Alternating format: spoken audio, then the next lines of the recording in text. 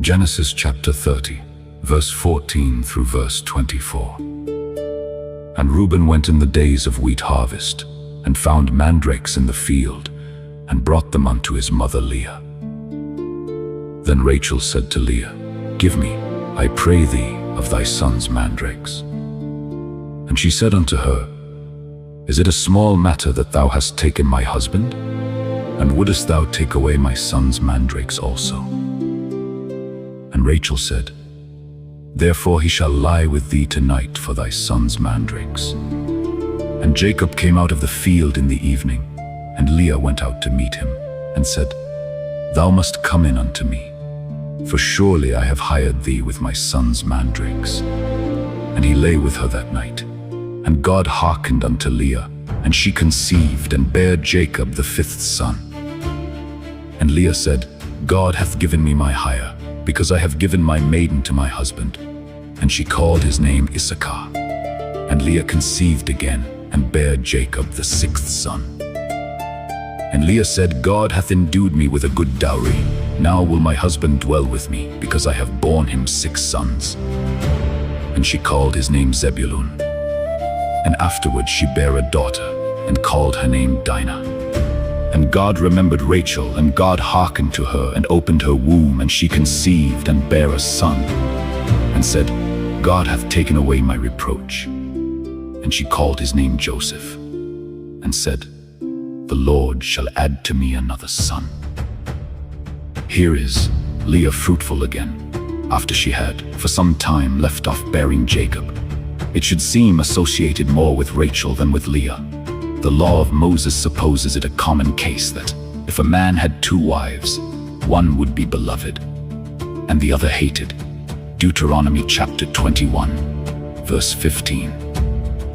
But at length Rachel's strong passions betrayed her into a bargain with Leah, that Jacob should return to her apartment. Reuben, a little lad, 5 or 6 years old, playing in the field, found mandrakes, dudaim. It is uncertain what they were. The critics are not agreed about them.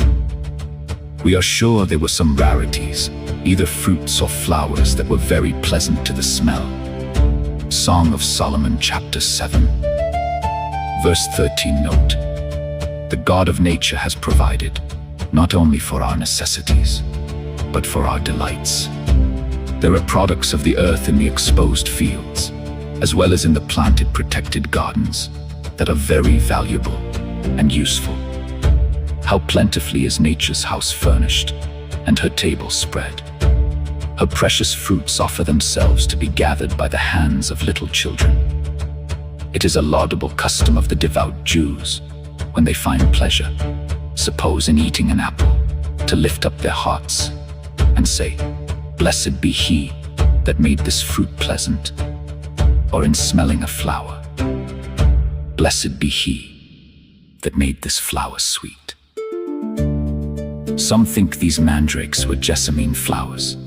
Whatever they were, Rachel could not see them in Leah's hands, where the child had placed them, but she must covet them.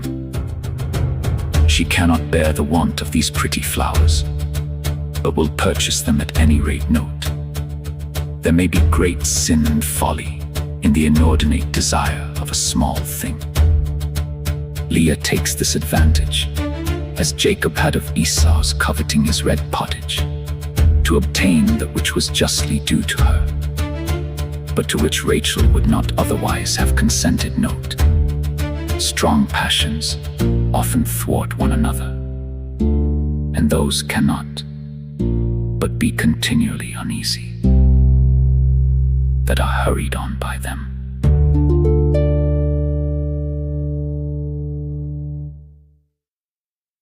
Leah is overjoyed that she shall have her husband's company again, that her family might yet further be built up, which is the blessing she desires and devoutly prays for. As is intimated, verse 17, where it is said, God hearkened unto Leah. The learned Bishop Patrick very well suggests here that the true reason of this contest between Jacob's wives for his company and their giving him their maids to be his wives was the earnest desire they had to fulfill the promise made to Abraham, and now lately renewed to Jacob, that his seed should be as the stars of heaven for multitude, and that in one seed of his, the Messiah, all the nations of the earth should be blessed. And he thinks it would have been below the dignity of this sacred history to take such particular notice of these things, if there had not been some such great consideration in them. Leah was now blessed with 2 sons. The first she called Issachar, Ahiah, reckoning herself well repaid for her mandrakes, nay, which is a strange construction of the providence, rewarded for giving her maid to her husband. Note: we abuse God's mercy when we reckon that his favors countenance and patronize our follies. The other she called Zebulun, dwelling, owning God's bounty to her. God has endowed me with a good dowry. Verse 20, Jacob had not endowed her when he married her, nor had he wherewithal in possession. But she reckons a family of children, not a bill of charges, but a good dowry. Psalm 113, verse 9. She promises herself more of her husband's company now, that she had borne him 6 sons, and that, in love to his children at least, he would often visit her lodgings. Mention is made, verse 21, of the birth of a daughter, Dinah, because of the following story concerning her, chapter 34. Perhaps Jacob had other daughters, though their names are not registered. Rachel fruitful at last, verse 22. God remembered Rachel, whom he seemed to have forgotten, and hearkened to her whose prayers had been long denied.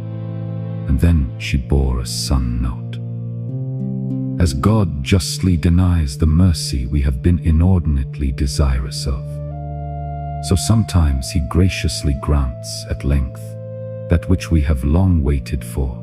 He corrects our folly, and yet considers our frame, and does not contend forever.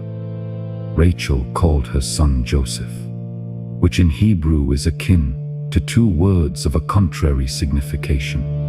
Asaph, Abstulit, he has taken away my reproach, as if the greatest mercy she had in this son was that she had saved her credit. And Jasaph, Adidit, the Lord shall add to me another son, which may be looked upon either as the language of her inordinate desire. She scarcely knows how to be thankful for one, unless she may be sure of another, or of her faith. She takes this mercy as an earnest of further mercy. Has God given me his grace? I may call it Joseph, and say, he shall add more grace. Has he given me his joy? I may call it Joseph, and say, he will give me more joy. Has he begun, and shall he not make an end?